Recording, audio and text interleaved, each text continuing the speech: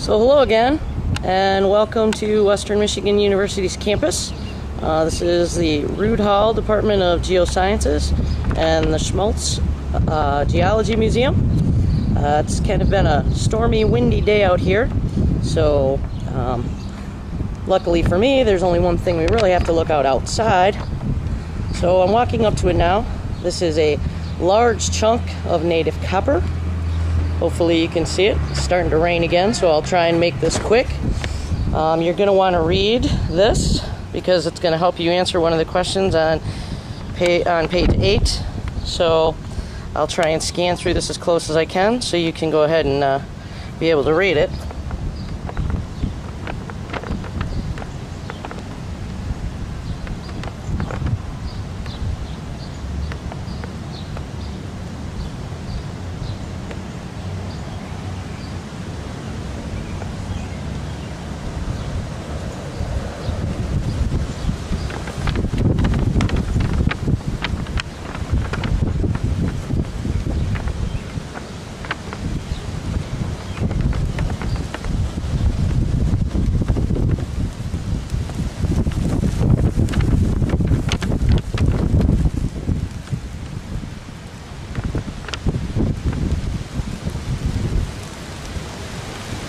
Alright, well hopefully you got to read it because it's raining again, so I'm heading.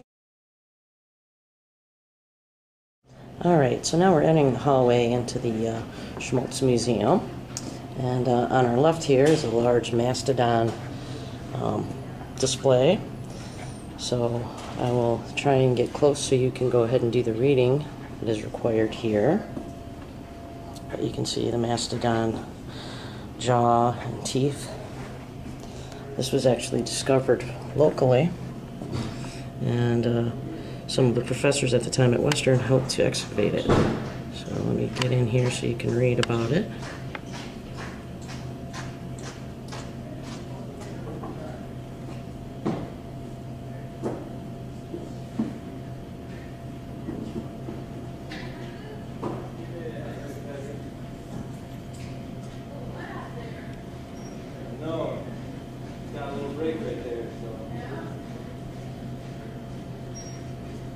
Okay.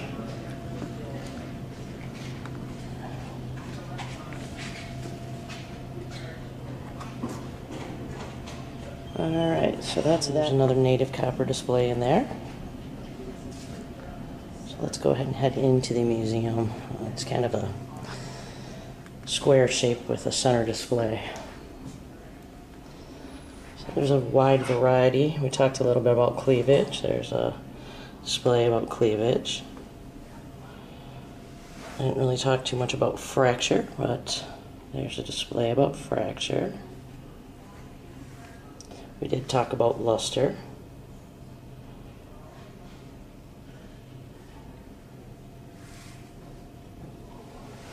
Remember we talked about color, that sometimes color can actually, it's not a good way to determine what mineral it is. So let's read on this just a little bit here.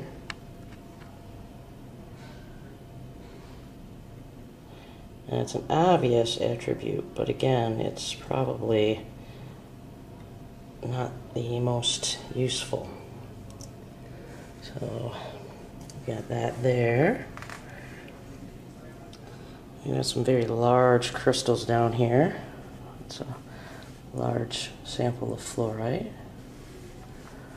There's a large cluster of quartz crystals. We had looked at the quartz crystals when we were doing identification. It's a large sample of calcite. We had also looked at some calcite during our mineral identification. We talked about streak.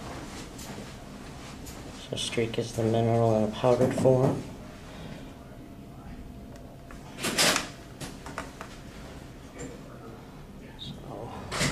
Here, take a look again at the color. I believe you have a question on this, so I'll try to get so you can see the mineral names. There's sulfur. There's fluorite.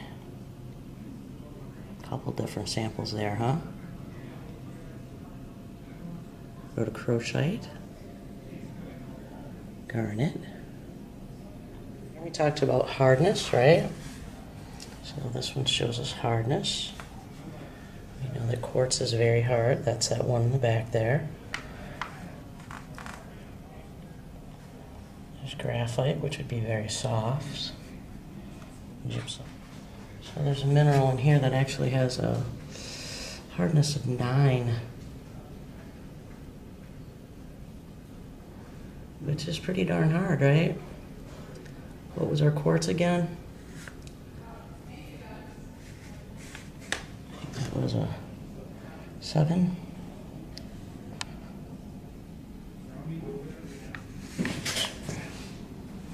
Gypsum, of course, had a hardness of 2. Remember, we could scratch it with our nail. Graphite has a hardness of 1. Quartz again was a 7. So I believe you have a question on your sheets regarding that. So these are some native oxides. We'll go in and see them a little closer here. We have sulfur.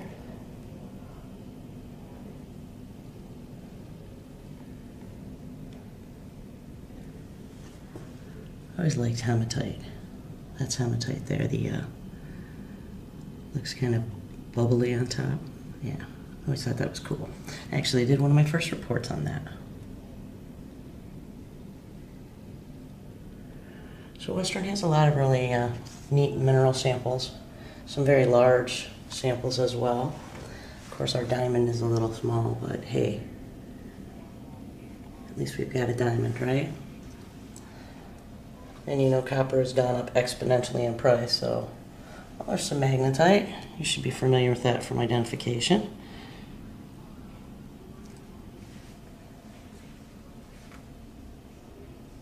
So lots of different minerals in here. We'll head around and go look at some of the fluorescent ones in a second here. Interestingly, that is also hematite. So remember we looked at kind of the bubbly one? Well, it's just another form of it. But again, internally, its structure is going to remain the same, even though on the outside it looks a little different, right? So these are sulfates and sulfides.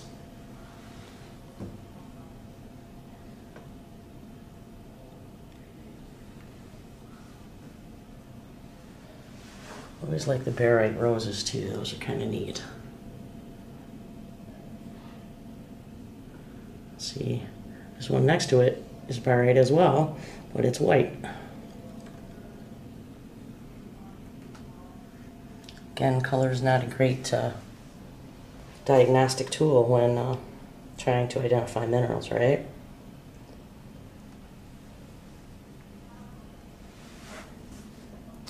There's some calcite in the crystal form. And these are carbonates and halides.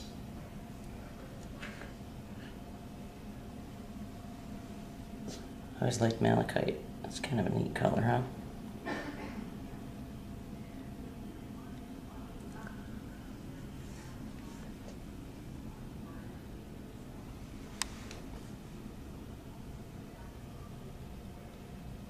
Pretty amazing what Mother Nature produces.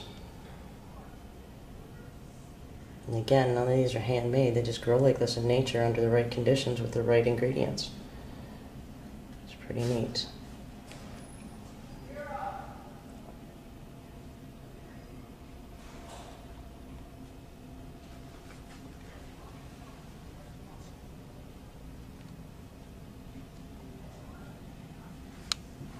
Another calcite.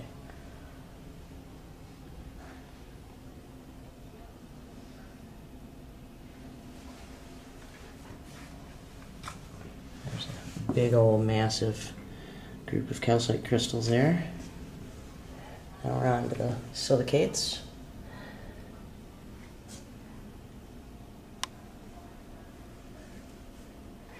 And you remember what we said about silicates, right? One of the most abundant minerals on Earth.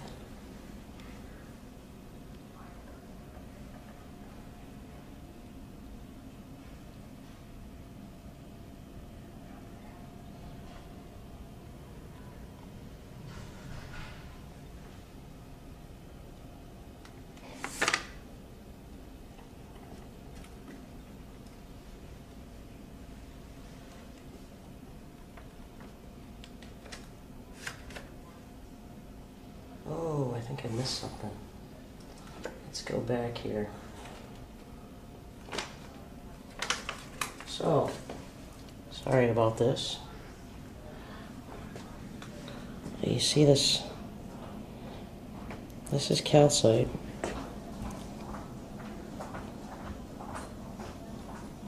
And this is a clear piece of calcite. And behind it is written one word with single letters. But do you notice what kind of vision you get looking through it?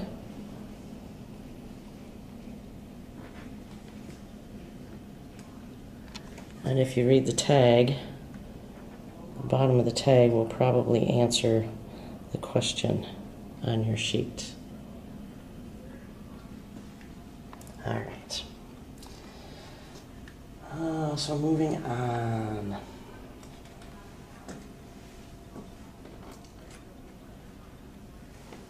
Okay, so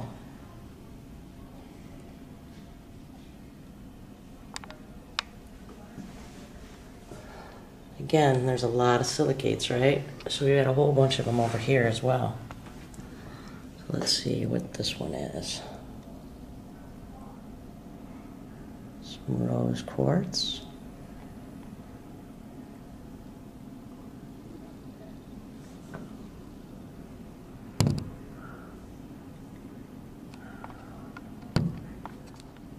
Try and zoom in so you can see this one.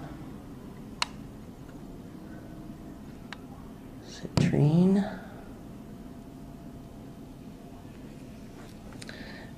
Quartz has a lot of different varieties. This one's known as a tiger eye. Those are polished. They're really, really pretty, and they use them as gemstones.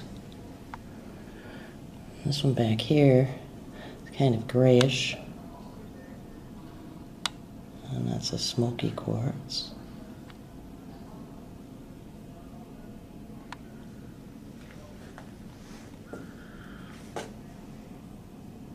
And this one's kind of interesting. It's another form of quartz, but it's enclosing rutile. So those things that look like cracks in it or feathers in it, yeah, that's another mineral that's encompassed in it. Another form of quartz there in the back.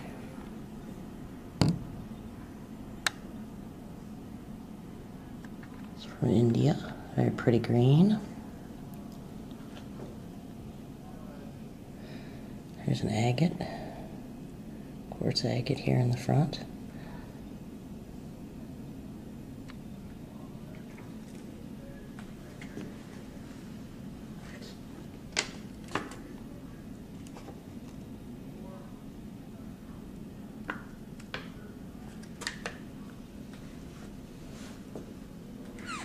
This one's called the Agate Thunder Eye. Now the agates form in layers, like you saw in that last one. Let's see that center part. I think that's why they call it a thunder eye, because it's just one mass in the center, rather than like this one. See all the different layers? And then you're probably familiar with these. I know if you've ever been to a rock and mineral show, they sell a lot of things called geodes. And when you break them open, you can sometimes find quartz crystals inside of them. So we've got one of those there. And then they sell a lot of the polished. That's a polished agate with quartz there. All right, so let's move along here. Just here are rocks that transmit light, so we can push to eliminate the samples and they'll glow. Pretty neat, huh? Very pretty. All right, let's go over here, and this is our fluorescent display. So if you look in the display cabinet, oh, you can see my shirt and see me. If you look in the display cabinet, it's pretty dark in there right now. When I push the ultraviolet light, you can see that the oil glows blue. You can see the blue glow there of the fluorite. Scapolite is glowing yellow right now. You've got some Willemite that is glowing green. Let's see when the light goes out, no green glow, no yellow glow, no blue glow from the fluorite, and no glow at all from it. So in here, like I said, you've got, let me see if I can zoom in so you can see how to spell it. The Willemite, that one was glowing light green. Andersonite.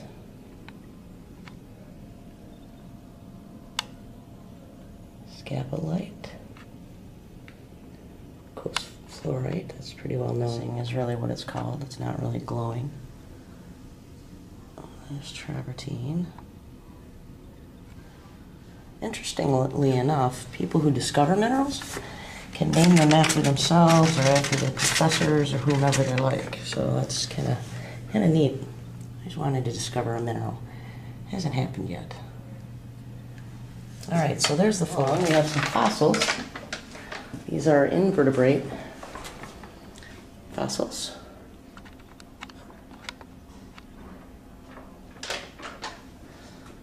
It's kind of a map of the timeline in a different way so that we can see the different epochs and eons and periods, and we can see what critters were formed when. So let's take a look at what's in here. Lots of little shell creatures. I don't know if you're familiar with Michigan, but in Michigan, our state stone is actually the Petoskey stone. And the Petoskey stone is actually a coral. You think it'd be our state fossil, but it's not. Our state fossil is actually the mastodon.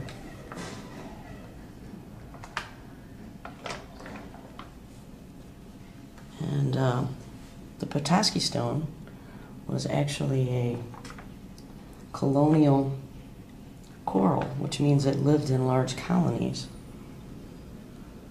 And you can see these are the polished ones, polished Petoskey stone.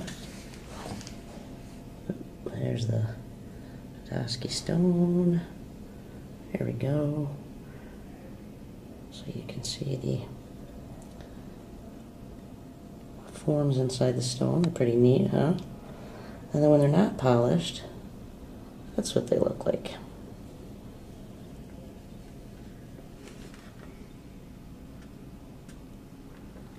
Alright, so let's take a look at some more of these shells.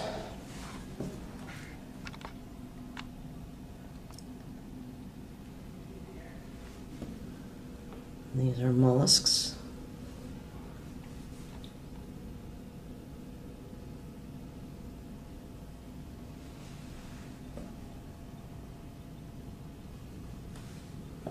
These over here, these little critters are trilobites. There are many different forms of them for a very long period of time within geologic history.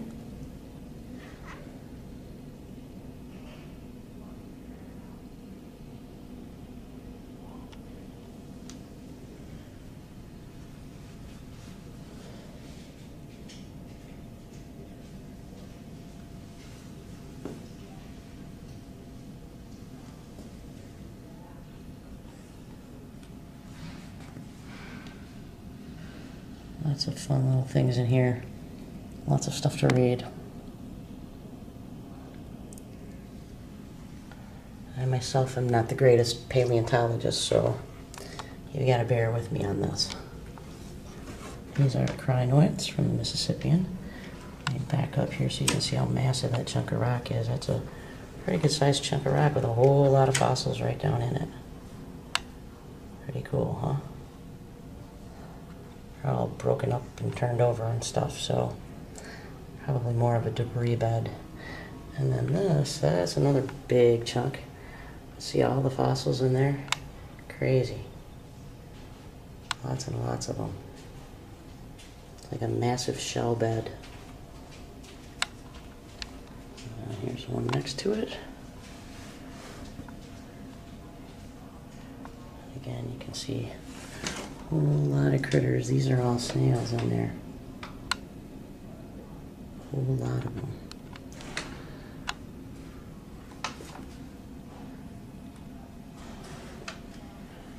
There's a couple trilobites and a piece of stone there. Very successful critters for a long time. All right. Look at this thing. I'm going to have to back up to get the whole thing in. Pretty big, huh? Really don't have anything to give you for scale, but I'm telling you, it's big. And that's an ammonite.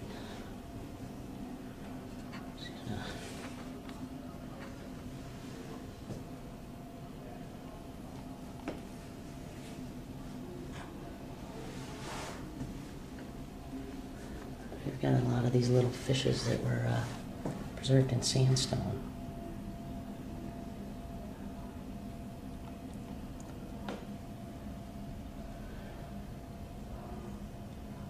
I came in here and looked around before I applied for my graduate program and decided I was very impressed with the museum. So even during the time that I went to school here, I came back and go through the museum periodically. There's some more hematite. Love that stuff. I don't know why, but I do. Alright, so let's go ahead and walk around some more. There's lots more to see. I have some of the other added things I did download, but that one.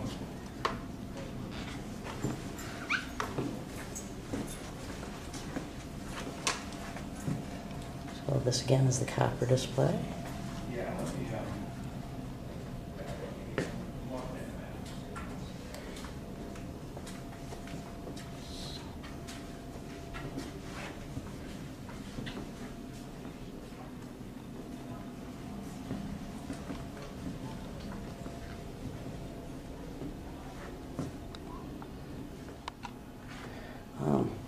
And what happens sometimes is people who collect really sweet minerals and very unique ones, very expensive ones, will many times donate them or at least lend them to museums so that other people can actually enjoy them and look at them. So some of these are very unique, very interesting. I've always been kind of a rock hound. I guess that's why I'm a geologist. This stuff is very intricate. I bought a piece of this once at a show, and it's very, very, very delicate. You have to be careful transporting that. You break the little fins off really easy. It's gypsum crystals. So gypsum, again, has lots of different forms.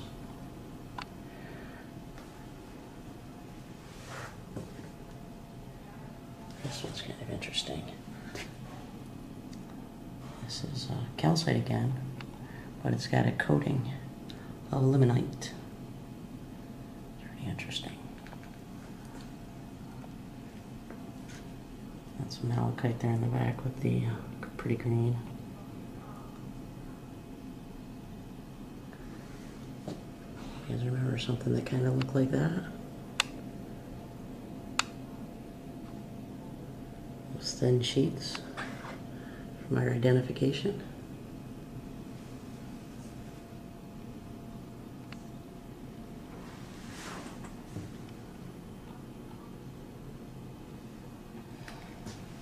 All right.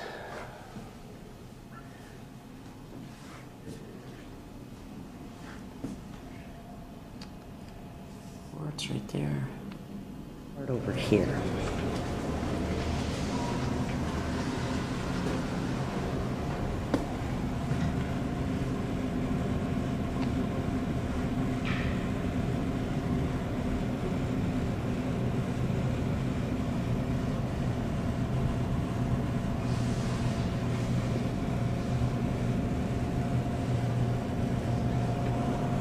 So there's topaz and tourmaline.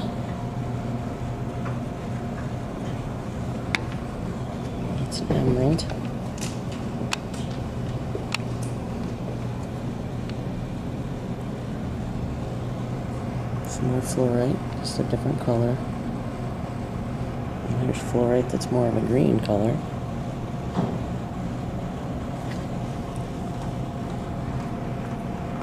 Amazonite, smoky quartz. Quite a bit of it, I might add.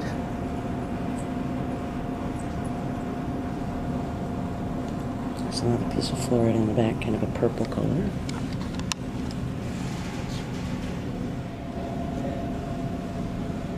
So lots of interesting shapes and forms. There's some gold in California.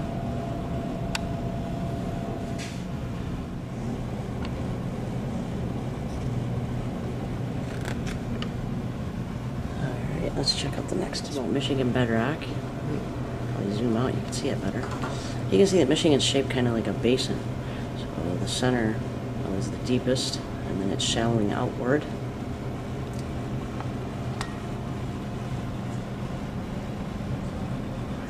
And that guy was Michigan's first state geologist, 1837 to 1845. A short-lived career, if you ask me, but okay, so in here, that big sheet in the back, remember gypsum comes in a lot of different shapes and sizes. So there's gypsum from Grand Rapids, which is pretty close to me, us here at Western. There's some salt. This is from Berry County. It's actually one of the largest salt mines in the world is here in Michigan beneath the city of Detroit. Pretty interesting stuff.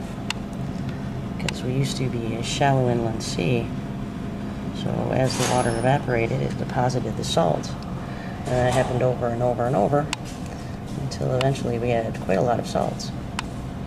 Some native copper again. Michigan is known for that, especially around the Keweenaw Peninsula. Also got a lot of BIF or banded iron formations.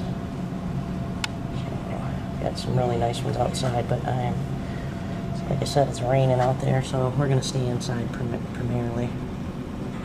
That's a banded iron formation. You can see all the bands in it. There's my hematite, but this is hematite schist. Interestingly enough, I had a sample of it in my bag, and it looked like a bag of glitter exploded in it. That was a lot of fun. Getting that out, it still hasn't completely happened, I don't think. So yeah, there's lots more native copper in there. Alright, moving on. So this is showing plate tectonics. You guys are going to explore that a lot more in future chapters and units, I'm sure.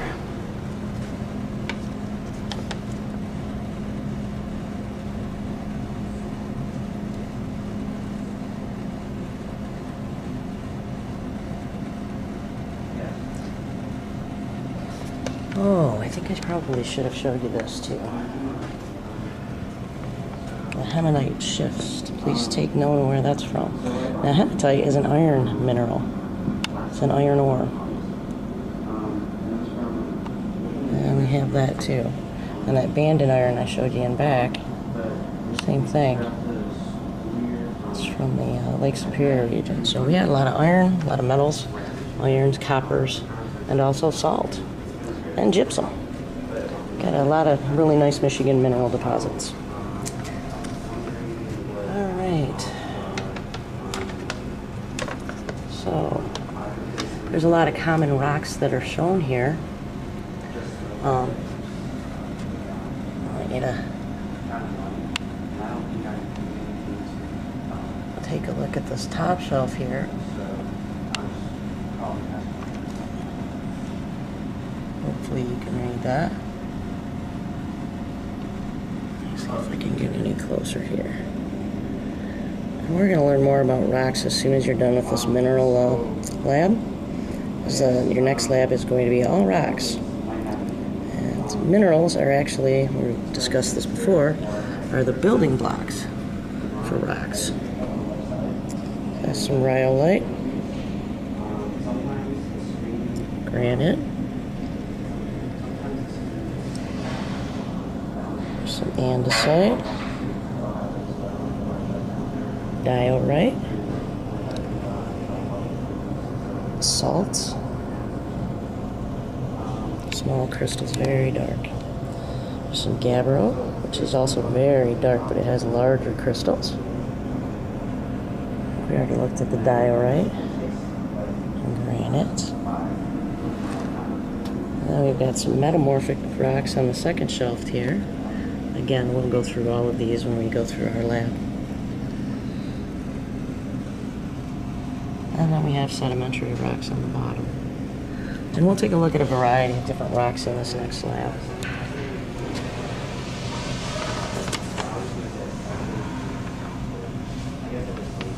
Let's hit this last display here, and then I think we can look at a few other things and call it. I think your question in this one is asking you to look for purple minerals in this game, if you can see these very well.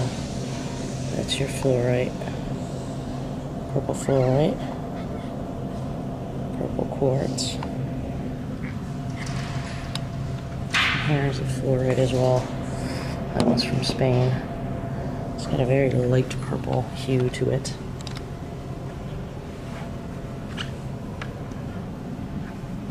There's another purple fluorite. Probably doesn't look real purple in this light.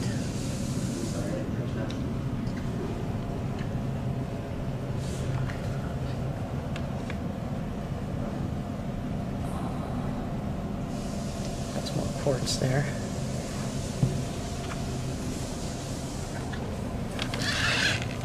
And this is quartz here. This is amethyst quartz. See how the quartz crystals kind of come to a point.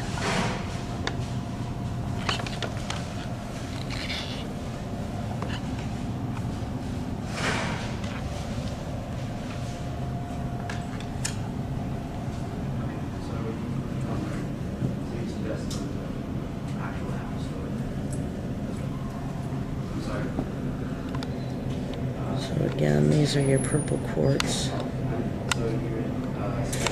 The shape of that.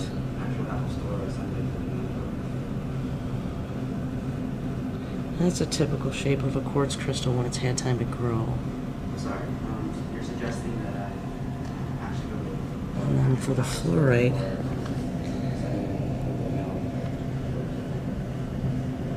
that is a typical shape.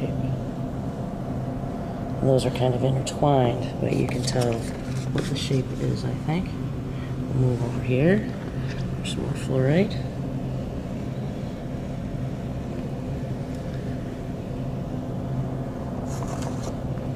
Well, there's lots of it in here. There's a nice sample. That one shows you a good shape of it.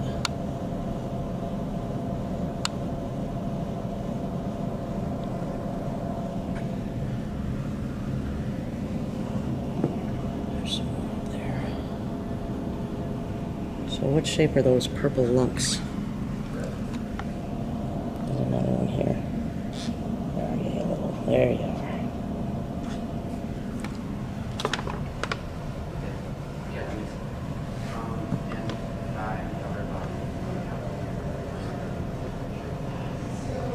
So, let's see. So we talked about cubic, right, when we were identifying the minerals? So let's look around and see what else we've got in here that might be cubic. Well, there's another fluorite sample. That's pretty square looking, isn't it? What else have we got in here that looks cubic?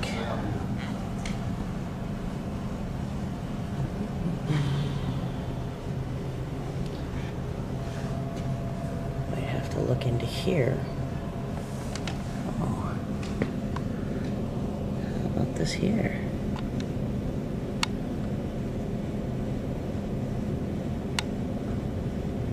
You remember this galena from our lab?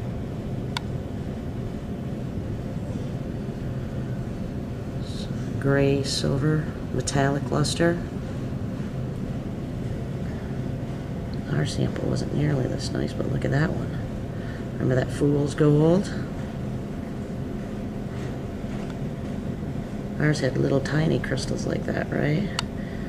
That's pyrite from Spain. A little bit of fool's gold.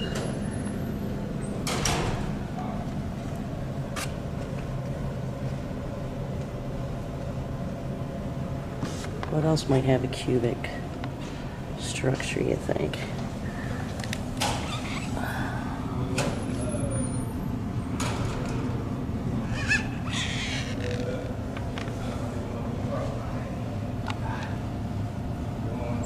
That's pretty cubic. I think we already talked about that one, right? Some fluorite. There's a huge piece of galena in here. You can see the cubes. See all the cubes there? And galena was an iron or a lead. Ore of lead.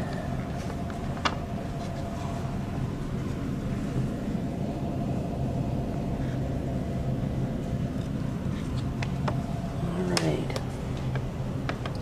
So let's go ahead and head toward the Napa. We have reached it. This display. If I can zoom out far enough to get it, I can't. I'm at the edge of the hallway and I still can't get the display. These are all fossilized shark teeth. Crazy, huh? There's a lot of them. We'll take a closer look.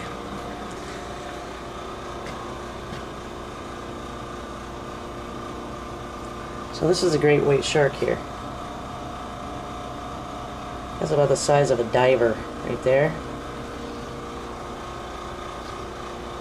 And that is the size of a megalodon, which was a big shark. Big shark. I think you have a question in there about how long one can grow, so let's read this first thing here.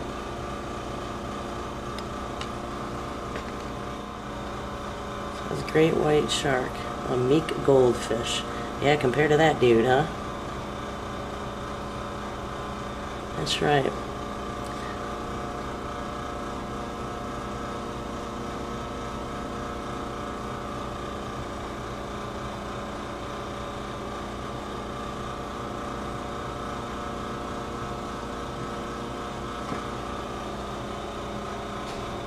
The largest shark to ever swim the world's oceans.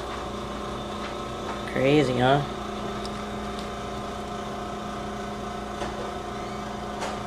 Largest predator, land or sea. 2 or 3 times bigger than the great white. Crazy. Look at some of these teeth in here. That's intense. Let me back this up so you can see the size of some of these shark teeth. Those are some serious teeth.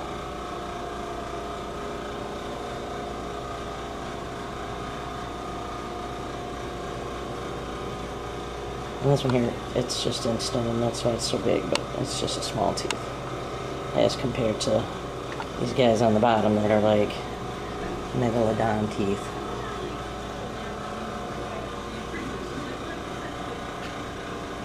Alright, let's see if we can find a great white in here.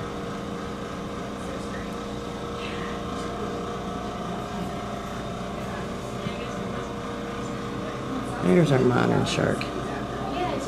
Yeah, that's pretty small. Alright, I think we have to go see a map yet. Me too. That's the modern shark. Not very large at all. Alright, so we've got one more thing on your list that we need to tour. And the last thing is right around the corner here.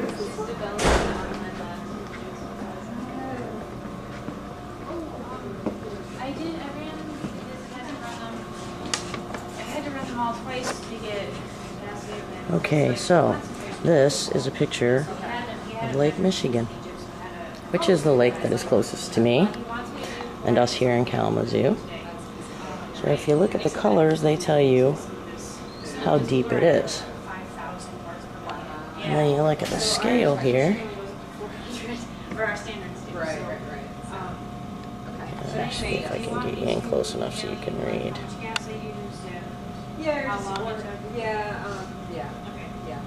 Depth in meters.